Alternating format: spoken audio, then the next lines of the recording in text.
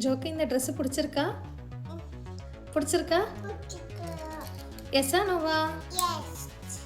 அந்த ட்ரெஸ் எப்படி இருக்கு? நல்லா இருக்கா? தொட்டு பாரு.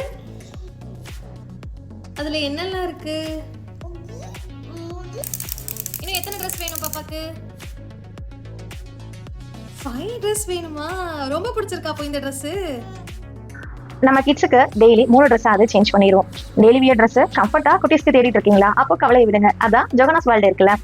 இங்க பட்ஜெட் ஃப்ரெண்ட்லியா இருக்கும், 100% காட்டன், வியர் பண்ண ஸ்மூத்தாவும் இருக்கும். சம் ட்ரெஸ்ஸஸ் நீங்க கிட்ஸுக்கு போட்டு விடும்போது அதை பார்த்த உடனே அவங்க ஓடிடுவாங்க. ஐயோ அம்மா வேணாமா, இந்த ட்ரெஸ் வேணாமா, வேற ட்ரெஸ் வேணுமா, இப்படிதான் கேட்பாங்க.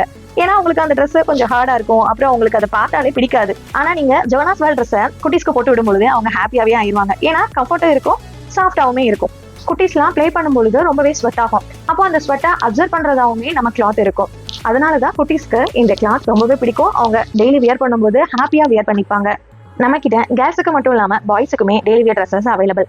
பட்ஜெட் ஃப்ரெண்ட்லி மட்டும் கிடையாதுங்க, கிட்ஸ் ஃப்ரெண்ட்லி. அதனாலதான் கிட்ஸ் எல்லாமே வியர் பண்ணும்போது ஹாப்பியா இருப்பாங்க. அப்புறம் என்ன, ஜோகனாஸ் வேர்ல்ட்ல பர்ச்சேஸ் பண்ணிடலாமா?